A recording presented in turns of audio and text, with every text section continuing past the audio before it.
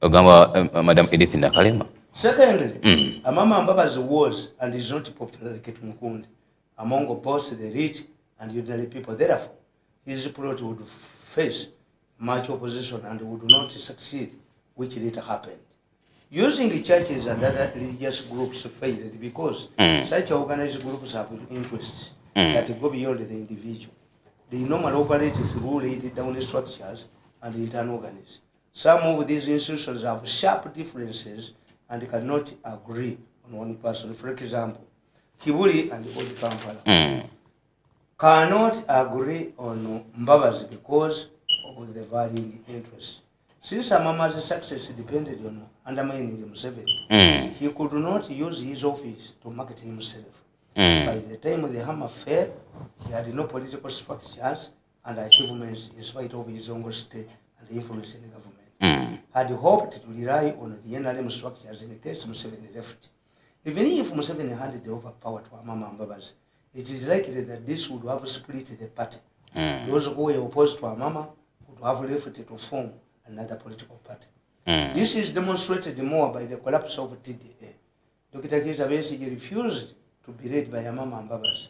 Amama, members of parliament who had close to Amama's camp returned to Besigye's camp after realizing that Besigye was more popular than Amama Mbabazi. This is so because Besigye has never betrayed his supporters and he fights at the front line, leading his supporters. Has also managed to conceal his personal wealth, forcing his supporters to believe that he is a poor man. Dr. Besigye has maintained total control over his party, defeating all attempts to remove him from his leadership. The man hides his inconsistencies. He wrongly believed that the government would yield to internal pressure to change the electoral commission, which did not materialize. And also expected the political reforms, which also flopped. He threatened to skip the present debate, but later changed his mind and attended. This cast a negative perception on his personality, although leaders must be flexible and pragmatic and must stick to some principles. Otherwise, people cannot trust non-committed persons.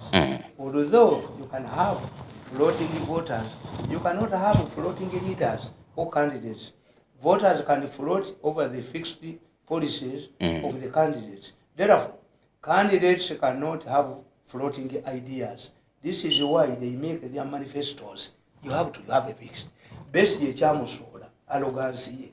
Besigye kyamusola underestimated Museveni. Besigye kyamusudde anger. Kyalina obukyayi ku Museveni. When you compare Besigye and Mugisha Muntu, the two differ. Netumukunde will differ with Mugisha Muntu. Bano bajja lwa personal vendetta for survival. Obukyayi bwa Dr. Besigye ne Museveni buvaawo ennyo okutuuka ku mukyabwaki. Badde kolera kino. Ate bayinza okuba nga baateesa omanyi mukulu mirundi bwemba nga atudde nawe ne ŋŋamba nti ojja kututwala ebbanga bwe liti. Besigye yakozesanga short term strategies n'aga sijja kubeera mu kalulu kiggwa leero kati kyaggwa akati kyaggwa kiggwa leero. Teweeyambisanga short term strategies to solve a political problem. Abe Masaka mujja kumulabanga adduka ate yaddukira mu gomesi. Besigye exposed himself nga yibuli bamugalya mu nyumba yatolokamu. Yuzi bamutwala mu kooti nga avaayo. The government agina structures. Expose himself. So, omukulembeze ali mu buyiza kuga nti political power is influence and advantage. Museveni akera ku machana nayola sula mbaya. Nakwata musajja mukulu namuteka under house arrest. Nakwata ono omubye nnyo na omutwe okumulinga omugati. Bamukomera endulu zivuga. Kyovola lisinza kuba kano kasajja kamuga nti njaka kuvuma. Akasajja kalina point. Kakugamba kali kafaunda mu people power. Oba katandika n'egundi ne Bobiwine. Kagamba bwekakugamba. Mugundi mujirinde ku saa 8 ku platform yange. Nga kwogera bakabuuza mu fellowship. Nibagaga nebo kimanyi nze yakwinako data y'amaanyi. Kalaketayo na kina. I don't care. Kubanga bakakoseza document nebagitwala kwa president nebagibirako bilioni 3. Kode watakawa. Ngateke kajiwandiika kabaga kale let me hide my face naye wakiri najikola musajja mukulu yetuteyo muwalawe kakaba teka kamube empali kajijibu. I cannot help you to this simple kola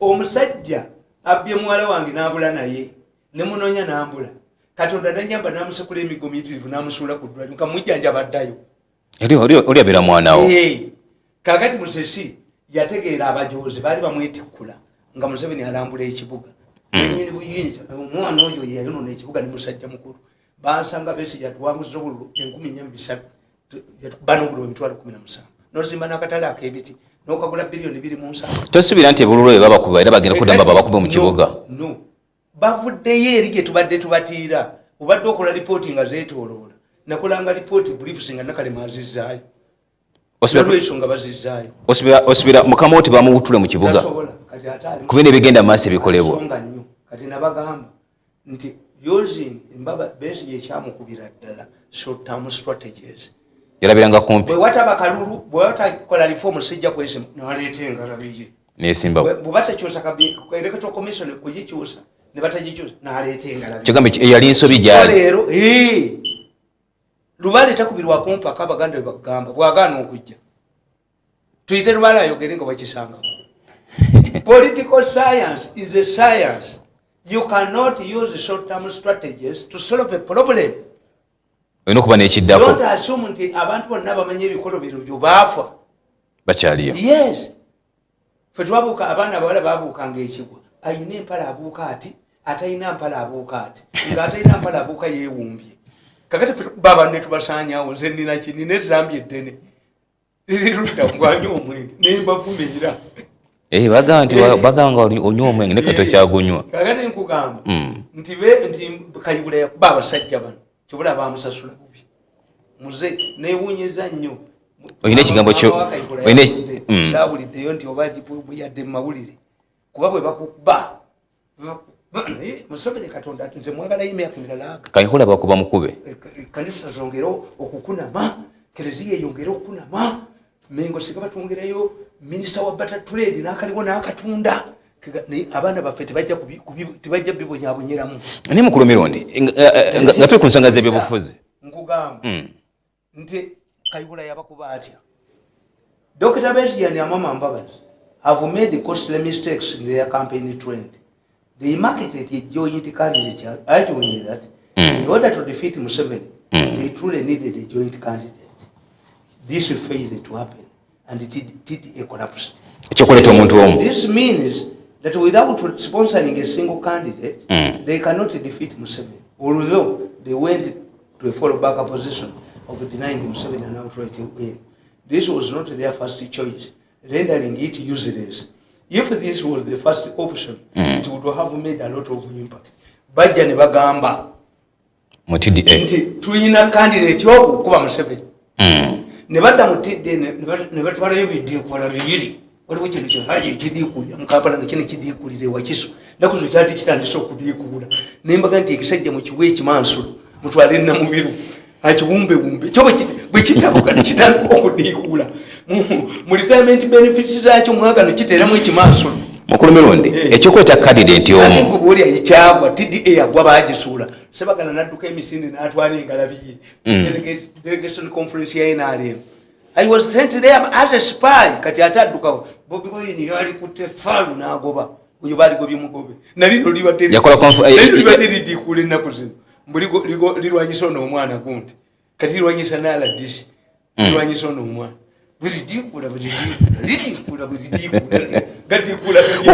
kakati TDA gwetya abazungu babayita yali katikiro wa Bungereza Cameroon David Cameroon ababazi bani bonna abagasijja bawa sente nga mwegasi Besigye yagamba nga Mbabazi abadde alya nga nze ndi banku batiya gasi natandikadde ekintu kya nze mbeera candidate kyayiika awe kyayikira kakati atenga bamaze okubuulira public in order to remove Museveni we must sponsor tebeerekeramu kakati kagola bakakati nti tebakyogedde batayikanisi balwanira ebintu bibiri balwanira ababaka ba parliament nti gavumenti Museveni yayagala ebibiina bireme kufa nti mawe ekimufugulmu ekiki mawe yeetaaga ababaka ba parliament 15 nafuna milioni 9 buli mwaka kakati ono owa gundi aliyo omu owa Jema afuna milioni 2.5 buli mwaka ali bo omwezi ya bomu.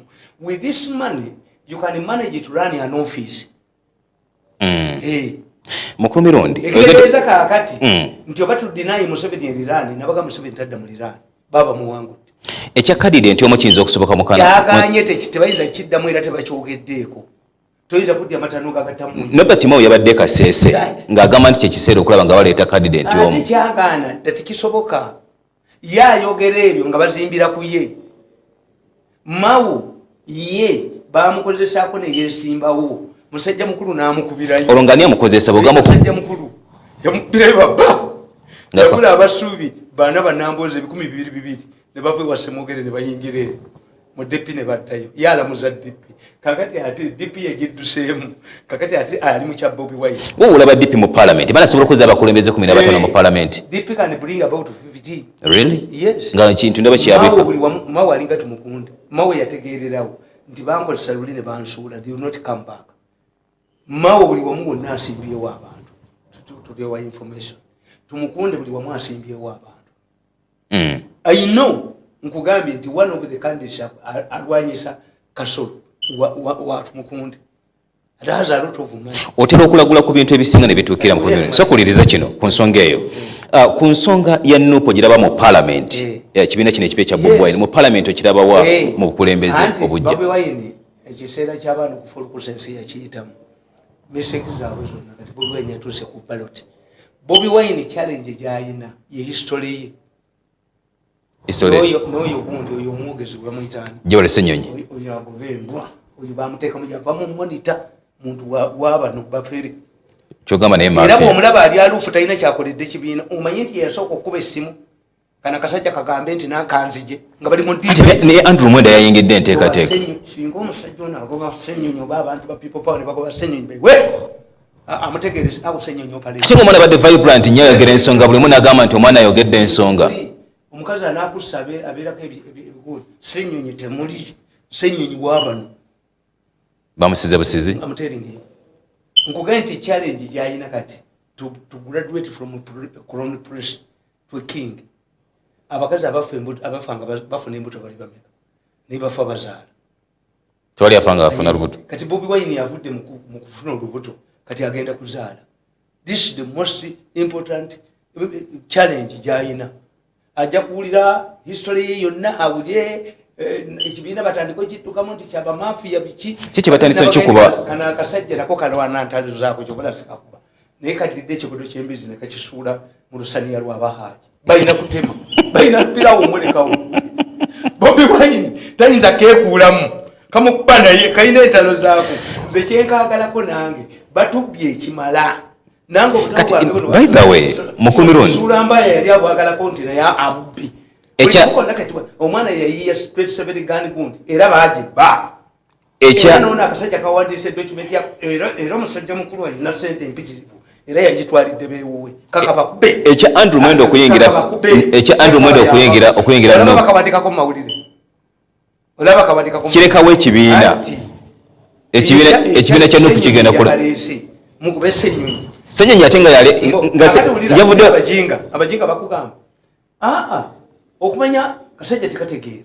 Mu kifo ky'okunena empapula za president kanonyeza kansala. You are stupid, you are idiot. What is important is to be accepted as mirundi zisa. Sagala busika. Nendi mwana wo. Pola. Ne twasoma nnyo twasoma. Logic.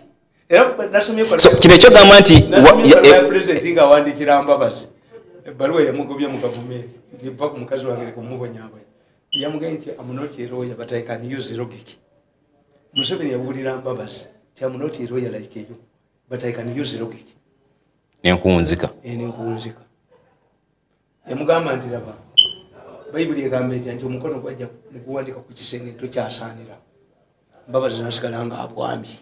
Ngomukono guwandise ku kisenge yali agala bamugambe lulimi kyali kimala mwanzo okutegeera kyali kimala kumaze omukono guwandise ku kisenge omanyi ffe tusoma interpretation y'abakulembeze bye boogera so kakati nkubulira kano tukasiko mali kutumalize mu mirundi nti ekyajja Ssenyonyi okuvaayo n'agamba nti Andrew Mwenda siwa yasaba mpapula za bwakansala nkubulire sibwa boy you were talking about claims bamutadde mu meeting n'agamba I have a lot of things I do with Bobiwine. n'alyoka abasongamu oluno gwe tokolagana na Bobiwine gwe tokolagana na Bobiwine gwe tokolagana na Bobiwine najje mu katambi kange avoided one person president yamu n'amwetegerera nga Andrew Mwende yabasongako bwati yabasonzemu oluno mu meeting nti gwe nawe okolagana ne Bobiwine gwe tokolagana na Bobiwine gwe tokolagana na Bobiwine gwe tokolagana na Bobiwine kuba nkimanyi tibo baagala okuwamba buli kijja bakitwale bakuuma obugagga bwabwe. This is a strategy. I cannot blame Bobiwine nti bazze nabo balina okutya nti waliwo ekiyinza okuvaayo baali balowooza bamubana jayemba kula bamwasa omutwe bamubuuka lubindi ne bugwa kilomita 8 kati tebalina liida kakati basonseka muno ate mukisa muntu bamutya mukisa muntu wabakka bangali bad news nabeetikka era kyokola yetafuna media gone kana basajja ko mu new vision yakafeketeka new vision nekakulubya tebumuwandiikako kwayo monitor ya oyo mwana teyava mu monitor senyo isi waba ye musajja munamawulire nganzi challenges Bobiwine sayina tikapa imalo kuzala abana bayo egenda ne yekweka ne kuba amagunju ekakanga omulundi Bobiwine ino kuba amagunju. This is the biggest challenge. Bino ebyogamba nti ababaka parliament bazze bangi, yes, even if you bring 100 people bana no claiming anti bang when you have an efficient DNA etalium DNA ya Uganda tekola abana bakafera bali balwana titebatunda wa DNA yazula siba akafero ninga twakita kubanga bikolo wakita bwana duka dokita nomukwata mti gucho cyali dokita waliwe kwa wali ava butabika nirigamba umwana wakake yatta yali mulalo musajja mulamuzi namukanti gwe yategeka nakola kino yali mulalo kati ekyo teyali ze butabika bali badde bali fumula daligende lijanja bembwa genda kumbabazi kugamba nti dokita campaign strategy secondly they did not pursue single campaign strategy. They have taken different approaches and the time was attacking each other. This also downplays the idea of working together on a united front. Bali berumbanga bwerumbi tumukunde jakuba bano akubemma tumukunde yaganti I have a list of opposition leaders who are on the payroll of government. Nga government ibasasula ate fenga ntumanyi ba opposition abayambani abayamba Museveni Bayibuli etugamba nti abali bakola omunala Katonda yabakola ki yabogeza nnimi lete kitiyonga bambazi mutwe munala lengufa kakati tumukunde ka bebano tumukunde ne bwakuba olwaleero yayinamu abanene mu government abakolagana ne Bobiwine. That's not news kyamulemu okwogera nga ali mu security guno era ina kukigirayo lulinga akyali boyenza guno kati busungu bwe bumwogeza kati nkugamba sadly having failed 4 times Dr. Besigye failed to come out with a new strategy to reassure his supporters that he would make it this time.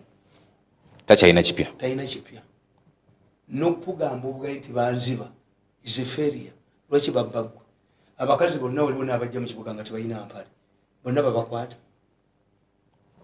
simanyi kibuzo kinene ekyo okukwata kitegeeza era balabye ng'ebyo bikukwakulwako mangu onywa omwenge oba okola kire bakubiriga ku kkubo nkugamba insisting on being cheated doesn't help him much before mirundi because this is the usual and common excuse the losers use to defend their failures. On the other hand, Amama Mbabazi has failed to attract any NRM party heavyweight, hiding behind an assumption that he has many followers inside the party, which is also a weak reason why can't they identify with him. Even those who lost in NRM primaries have preferred to remain with Museveni, an indication that they know that he will retain power. If Museveni was the problem, we would be seeing an exodus of politicians leaving NRM to other political parties. This has not happened, which is another confirmation that Museveni is here to stay. Agenda tufira ku bufizi 2011 is it 2016 ngati tunnalonda nenkugamba nga twolekera kulonda by then bagudde mu kizibu tukita sabimbi siyo Museveni is here to stay. Museveni ajja kutula kati bana bamuvuganya bavuganya lwaki kutula wansaga nti nditayalinga kakati ne first family eyali badde leeta inipoti muvuddemu bakuba obukubi kati waliwo oyo ajogenya abantu n'alaba piikaapu ensonze bweti ayingira mu ng'ombe nayingira negwe nabagamba nti bwe baliteekawo akakiiko ne kabulira ministry education first aid yali gyeganda si yagikulira nti bo babbiramu ewali gwe munaatya let us assume ebyo abasiraamu ebyo tebigerezebwa kuba ino inongasoyina okukinya esimbo yange nawe bitya naye kasamu zaata mukwano gwo omusajja nabba embiri nagikweka emabega w'omuzikiti ekintu kibeera kinene nsooka nootya nogamba era nibagamba ti bw'oba ogobera embiri neyingira olujja lw'omuzikiti gwodduka bakuga nti obadde okireeta okubannyonnyola olina obakakasa ebisobi allahu akbar owulira embiri enaawo neyingira lujja lwa muzikiti abo bekitadde naye ne bakulaba okyokigoba bakuba emikuba ono tumusanze anateokiyingiza program omukulembeze wecha de Tamale nti bano bonna ekibakubya Musebe kyava abakuba beyambisa short term strategies ne beyambisa gundi savimbisioli nebagamba having realized that they are heading for defeat the duo have resorted to the Savimbi theory. Savimbi theory dictates that a weak candidate blackmails voters using a situation that prevails at the time. This was started by Kabaka Yuka in the 60s against the Democratic Party. They started using the Kabaka to scare off the opponent. Buganda became an anti-hero, with the Kabaka becoming a mother queen, Munswa, and Baganda becoming the aunt. Their strategy was to brand their opponents in Nabe, a small insect that forces the ants to desert the anti-hero. Any Muganda who refused to toll their line became a Nabe through Labiso. The Kabaka Yeka fanatics started a political party called Mabega Waluchiko behind the Buganda Luchiko, which didn't take off. The name was changed to Mabega Wanamulondo behind the throne, which also failed to take off. They finally came up with the Kabaka Yeka. Since those who opposed the Kabaka ideology were branded anti-Kabaka, they had to be eliminated to save the kingdom and the Kabaka in particular. Abakabaka Yeka bebaleta Savimbi theory. Nti Savimbi theory etegeeza nti mukanga abantu ne muba brandinga nti Namunswa ye Kabaka ekiswa ye bwa Kabaka bwa Buganda. Abaganda zenswa kakati buli ajja okuwakanya afuuka nabe nabe kiwuka kiwunya nnyo era Kabaka Muteesa yalagira bakubatesa ab'ebisiko kiwoneka mu katabo kangendo bafulumiza the divine curse mu Lungereza nakafulumya ne mugundi Vatican yawe emitwalo 5 ejja dola okuwandika ku kifaananyi ekyo ekiri erubaga lwaki kitunudde mu Wankaaki kitudde mu Wankaaki yerubiri kitudde mu lubiri mu bumpi kiki ekya lwaki kakati badifendinga Muteesa mbukabaka tanabe ndi beni gundi Joseph kiwanuka nabe naye nabe kyeyabakola gundi sekabaka gundi ponya Archbishop Joseph kiwanuka bwe yali abula yenna ku ntonafe yayita bakiralikisa abakatuliki nabaga nti vision ndaba Bikira Maria agenda kuntwala maama wange naye mbagamba ebigambo bina ekisooka ndabyeyo kalidinali temuziika nga temulabye kalidinali era omulambo gwe gwalemera erubaga okutuusa nga balonze ensuubuka kalidinali atereddwako nabagamba tebanga omukatuliki agenda nakola emmengo tebanga wali afunye yemirembe bakwekulamabatatuleeti akibisa onna nakimalawo alinga yajja nefubi kisimaka ekyokusatu nabagamba nyezi tuwawaabira mmengo omusango ngo wendi gusinga muli manya kuba bamuwayiriza nti ayagala muka omusajja omusango ne kugenda mu kkooti nga bino byolaba omulamuzi n'asituka yali musiraamu n'agenda mu nnyumba ya kibishopu ng'omusajja aga nti nayimirira wano nempulira disiki eri mu nju nemuga yimirira awo tuwulire omusango abakatuliki the first archbishop south of the Sahara Mengo yali emukubye ng'ate papa bwe yali amuwa obwa Ssaabasumba yamugamba gwe kaggalanda oba kaggulanda w'ababishopu abaddugavu byokola ebijja okuggala tukutesingirako bali bamukubye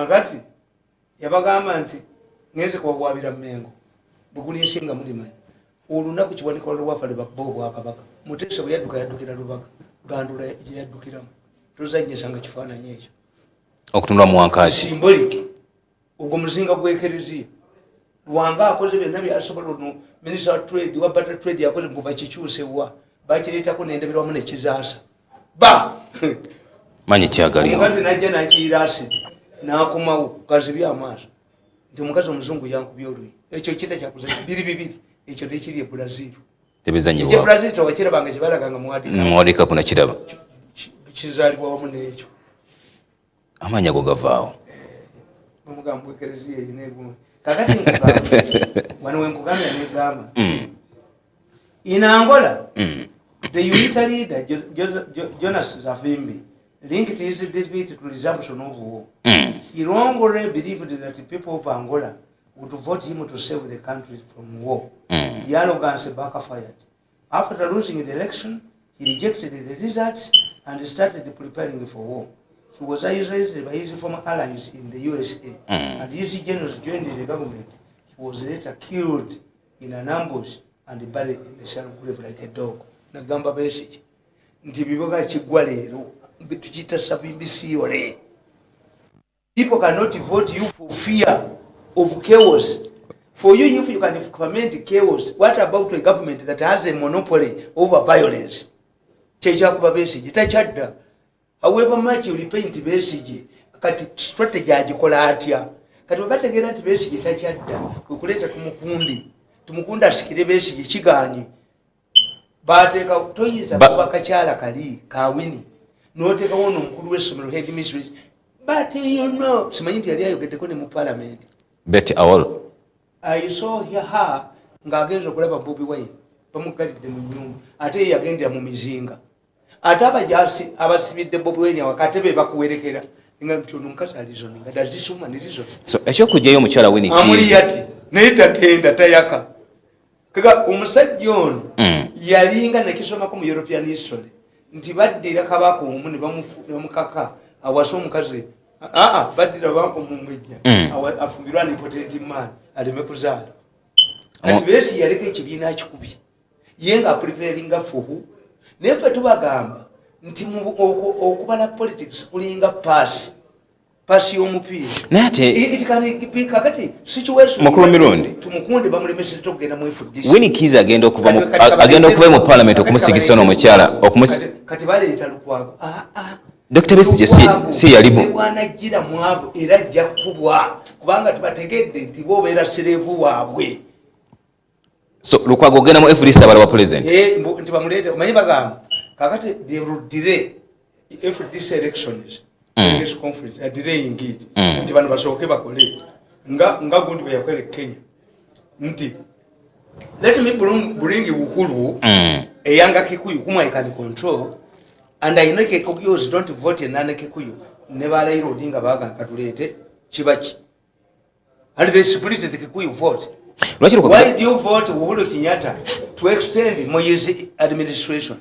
Kakani nabano de banaleta Lukwago bafu basinkaz we lwaki tasigala kubwa nakyo tujja kukibatula lwaki tasigala kubwa meya Lukwago kasata sigala kubwa meya ngagudde kubano Bobiwine yene bwatadda yeri ye Bobiwine mission ye endabikira ndala eriwa nga mission kijja tunulidde musajja agamba yagala bwa president myaka na yakimanyi wa president aliko but you can manage a party nagenda nasoma nakuba ebitongobe nafuuka king maker tolaba ono omusajja wegende we Madagascar DJ yali kazanyirizi DJ ekyokubiri bino bye mugamba nti Bobiwine talina buyigirize babigamba ne Lukwago ebigenda mu kooti nebibalema kati babiddamu buzi nabimalema birizi kakati bwe baga nti Bobiwine talina buyigirize tobazanyisa bayinza okufuujinga empapula abo abasajja n'ekibiina eki bayinza okuga nti ne batwalayo empapula endala mu electoral commission tumukunde kantuyite tumukunde is an expert mu ebyo ng'omusajja Bobiwine agamba nti yasoma anti empapula zo emudiddiwe omanyi nti baali bawambye UNEB to tamper with the first lady's academic papers nemba yamba atomukono so ngono lawyer Malema Birizi yasigiddwa busigiro ogenda maaso n'okubanja empapula omumanyi avuma kabaka omanyi nti ab'emmengo abo balina gwe bakoze ekyapa ne bamusingira ekyapa n'atamira n'abyogera kakati abaganda ne balijja wansi ne waggulu ne babagaa nti muko ekyapa kya bulange mukireete waliwo akirina ne bagenda ne bamugamba leeta ekyapa tukiraga abantu tukikuddirize tekyaddayo kyabakola yabakuba tewaliwo abakuba omulala bammengo omulala yalimu ono mabirizi nze mabirizi bwe yaneereegamu yatuma omuntu ave ku gundi nentegeera nti mabirizi bwabano do you believe nti mabirizi nobwamabirizi can go to the extent of going to the East African Court of Appeal ne kooti yayo nekkiriza ntikuwozesa nze mbadde manyi mabirizi akikolanga mu nnansi alina omuntu amuli emabega naye nga kino kyakola kiyinza okulemesa Bobiwine okubanga nti kati okuleeta mayinja omanyi strategy ti Bobiwine nga tumugambye talina qualifications ane gwe tuteekamu nti mayinja naye yeetaaga kufuumuulwa kapeebwamu efulumi Ronald Mayinja yafaayo n'agamba bano yali nvuddeyo mu nsonyiwe bye nakola mbyejjusa era mu fellowship nga boogera mulimu omusajja agamba look at this young man, this bright man. Mayinja alina linnya kyeddala Ronald. He composed a song that when the wind comes it can even take what it never came with. Omuyaga gujja gutwane ebitaleeta. Oluyimba olwo yaluyimba. Oluyimba olwo yaluyimba Mayinja. Ono lwayogerako lwakyosa mu luzungu. Kakati Mayinja naye mumwegendereze. Mayinja ni ssenyonyi. Mayinja yaluyimba bizeemu. Si bizeemu. Yagamba nti kibuyaga bwajja addayo nebyataakola ki ebyataleeta baluyimba mu gundi baluyimba mu fellowship Mayinja naye mumuteekeko gundi COVID-19 Mayinja yeetaaga mu isolation naye Mayinja yeetaaga mu isolation ennaku 28 si 14 kayinza okusirikiramu kakati nakugamba omukulembeze w'ekya Tamale mirundi mukulu mirundi nedda gwe nze nkubuli ekibaali bapulaaniza okukola kayibula alyoka abakube nabagamba let me conclude the blacksmith ekyuma kitya muweesi nabaga nti kayibula ekyuma kitya muweesi naye ate ontisiza okungamba nti kayibula asobola okudda nabagamba nti let me conclude my submission with the Luganda saying that metals fear blacksmith. Ekyuma kitya muweesi. Blacksmiths are people who possess the skills to turn metals into other items. Baganda say ekyuma kitya muweesi. In our daily lives, criminals of whatever form or nature, type, category or status must be stemmed by the state agencies like the police. This is why Kaibula has endured the attacks and threats. The so-called human rights groups have turned to fighting the image of the police to look like a brutal force. Naturally, the police that is brutal cannot at the same time be the symbol of peace and security. Nabakoba, Onyango, Bakakashi, Enkoka! Ate how can the brutal police be at the same time a symbol of security? Ngatabana wirangu nganazi.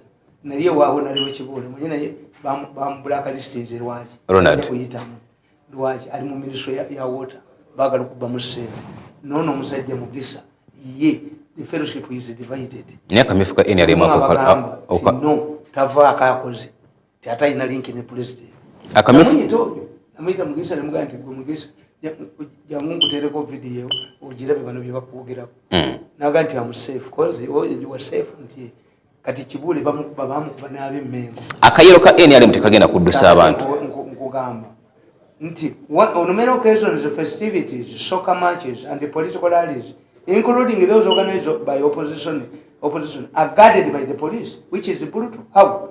This means that the popularity rating of the police amongst the population is high. In their desperation, Dr. Kizza Besigye and Amama Mbabazi want to get justification for their dismal performance as they stare defeat in the face. This is why they are promising a Dumuzide plan, which includes maybe announcing contradicting results to confuse the population. Your computer wizard yayamba nnyo ate bano computer wizard nga yeesimbyewo naye yali ayina ebyuma mu electoral commission nga Mbabazi tayinza kubba yasami lwaki computer wizard we yamala okwa mukalu bamwera w'omulimu n'ayitandika okukola computer wizard yayina ebyuma ebikawuntaliga ebyambabasi akalu kakubibwa mu science electoral commission kigwere eyo computer wizard n'akayingira n'aga nti nze Museveni kamukolere yali manya kyalimpa. You don't know the roles of these people.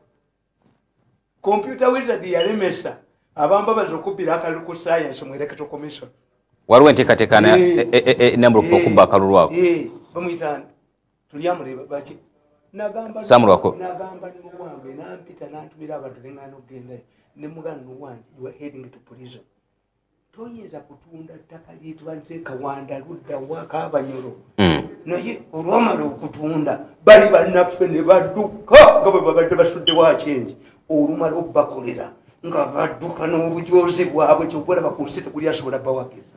Whoever has worked with them closely curses them the day he joined them. Tebayinza bafu nnyo olaba president ya defending a change naye by the way alaba mu new vision nga bawandise Museveni defends a change. In fact ekintu kyali kyamaanyi nnyo kubanga badduka ati nze namuyamba yabuuza omuntu nti is this man Mirundi the one who is defending me or is his son? To the one, the original one. Oli victim waabwe nga kano bwesinza kakuba kano kawandiika ekiwandiiko kyako ne bakitwalayo ne bakibbirako pulezidenti biliyoni 3 kakube musajja mukulu n'empale kagijjemu nkawagira kamuteere ate kagambye tekajja kuddayo bene bagambe nti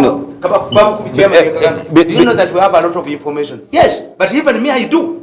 Bene bagamba nti asigiddwa busigirwa omusajja ali serious ayagala kifo yagaye kiri ekintu kyabo bakikola bonna mulinde ku gundi yange ku page yange 8. The Voice mukulu Mirundi omulabi afunamu okubuusabuusa. Banning already cars in several towns in the country to instill fear among the voters. Omukyalo omwayina mutabani we ngali mu opposition bamuwa sente okuleba emotoka byonna ebikadde nga intelligence erola eraba misonga yeraba yokka eya Mirundi zinali mmanyi ningamba kayigula nti bino byeko kyebimoloka kyali kiteeketeeke. Blocking the main roads with the sand to paralyze transport, insisting that the election results do not reflect the will of the Ugandans, create a condition for a government of national unity, and reference to the Kenyan 2007 post-election violence. Nze buli lwentunuulira omusajja obyamukama ng'ayogera ndaba omusajja w'Ekenya byamukama will mess up results. I have no trust in omulamuzi byamukama talina loolo yonna mu bano babivulu. Why? They are not yet nominated.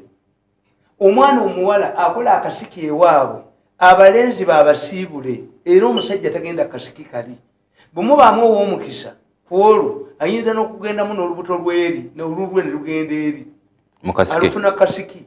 Kakati these people bwemulaba bademonstrating nga bakola ki nga banona nomination tebannafumbirwa ono electoral commission talina bwabakwatirako. You can only charge them with violating the Health Act. Nze ngamba alina omugaso lwaki Robert Kyagulanyi Ssentamu onaku avaayo n'eyokubira enduula yakatyoka by'okulonda nabo tebamanyi ngagamba nti poliisi emukwate kyo kitegeeza nti balina omugaso. Electoral commission is like a headmaster. Akola atya bwe mba sinnajja mu ssomero lyekumpa uniform naki tonsanga mu bbala n'onkuba luyi.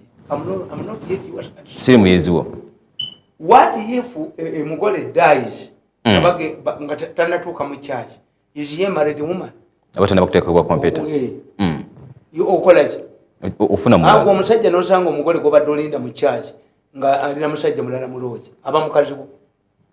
The marriage must be consummated first to be legally marriage. Kakati ono byamukama abanoonyaako kibali abayisa ebivulu byabwe noga nti poliisi ewali akawuka kano kemututisiza nowe yazzemu lockdown.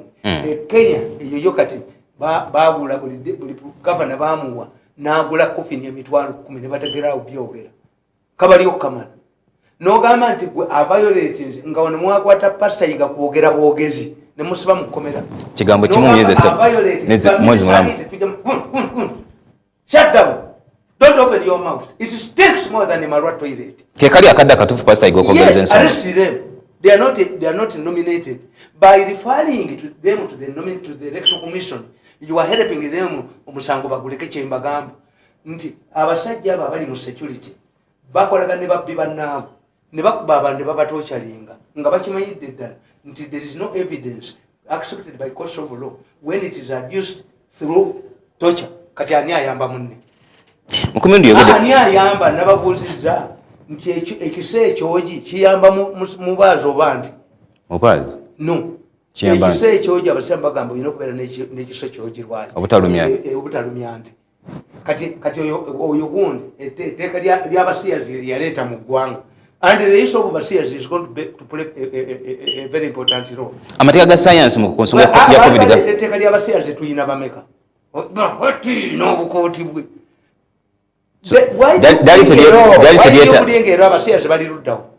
abasiyazi balina liquidi yaabwe gye bakozesa. Let Bahati tell us or somebody from Uganda Revenue Authority atugaye there is an upsurge of this drug liquid eriwa naye babawa ssente era oyo mwenda ne focus bagenda mu lukuŋŋaana lw'abasiyazi. The basiyazi issue is going to be a prominent role. Omukazi oyo okugamba omanyi bwe boogera bagamba Nyanzi yalina nuclear ku Bobiwine stera ekyovola abantu mu kooti teyalwayo omulamuzi yajja n'asala omusango nti Stella Nyanzi okuva mu 70 kiri n'amwejjeereza nti ayinza n'obba waabe why she is needed. Stella Nyanzi ne Makerere bamuzzayo n'alitayalinga yekka afuna akasiimo ke yakunamu ekkazi ekkulu ne likunama lizinga enjovu walabyeko ekifaananyi kyalyo nga kikunamye kitegeeza is going to be used at a particular time against Bobiwine. The same time? Yes. Bobiwine should prepare to get insulation. Kyawandise ebbaluwa ekyo kiseera Nyanzi nkigamba nti abasiyazi simanyi mbakoledde ebbanga ddene. Ngani agamba? Oyo omukazi. Agenda okwesimbawo. Kati singa bamuddamu ne baga nti naye ffe tubadde tumanyi nti otukolera ku voluntary work. Olowooza ayagala confirminga. Kyayagala kimu. Ti obanga nze abasiyazi mbamanyi. Oyo Nyanzi agenda okuba bonna balina ssente z'abasiyazi wa. Anti buli gwasongamu.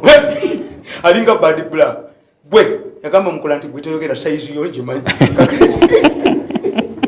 Kakati ne bisigalira mukula ne mukazi we.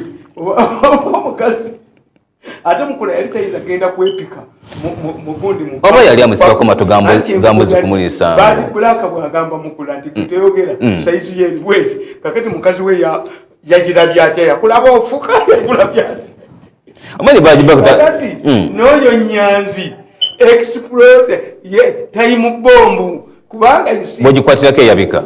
Why am I saying this? Kana akaluka genda kubera mu madisi ranking and the most sophisticated person, the expert in madisi slang tumukunde badema nyinya nabagamba nti mbwa ebegenda olugendo oluwanvu egenda efukawo buli lwera bekone efukawo. Kati when did tumukunde start urinating?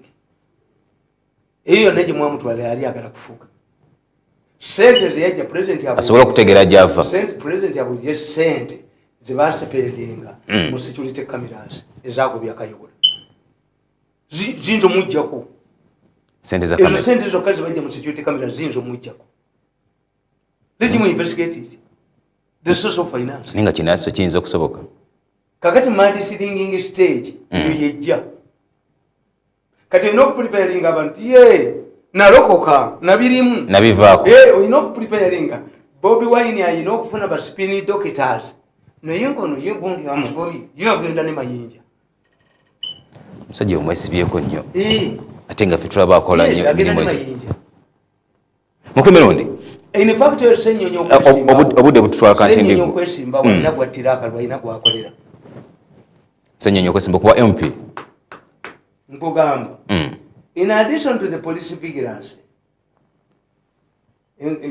and the other state security agencies, NRM supporters should be encouraged to demonstrate their support to the party.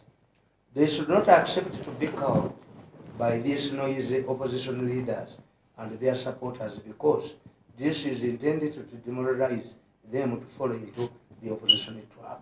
The opposition knows that the majority of NRM members are elderly people who cannot engage in acts of violence and therefore can easily succumb to violence and intimidation.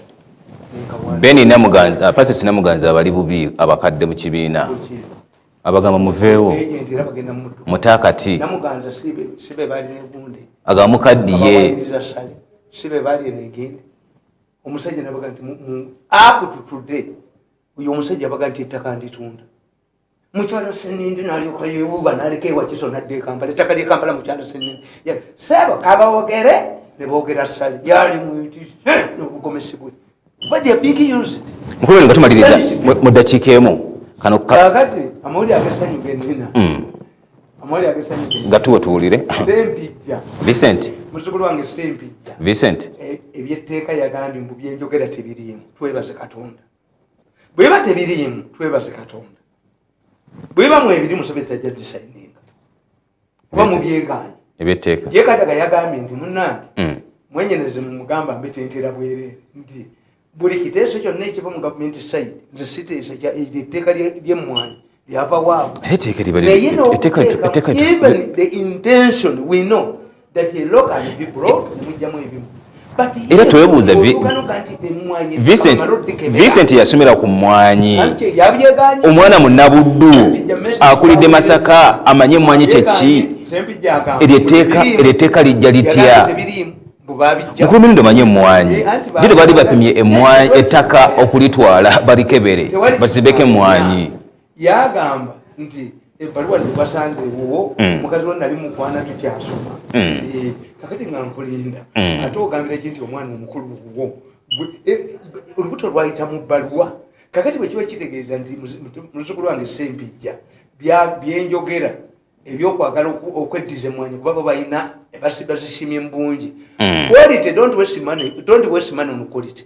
No. Ente y'omukatale omusajja olugireeta abaguzi b'ente bamanya nti omanye nti abalaalo badde ente ne bagiwawala enkadde n'etagala naye wagigwerako wogisalira. Kakati ba expert bali teri musajja mulunzi gwandi akuba bazze ggula nte ng'eyiye bagizize. So omutindo gujja kusigala mutindo. Gwana limenfu zigano zigula. Naye nandala Mafaabi ayagala okuddira ekibiina kiri afuga abalimi baayo ng'oli mu cooperative mwokka. Tewaliwalawo otunda nti ettaka nozikabira n'omusiri ogwaki. Kakati ebyo nabo babitidde.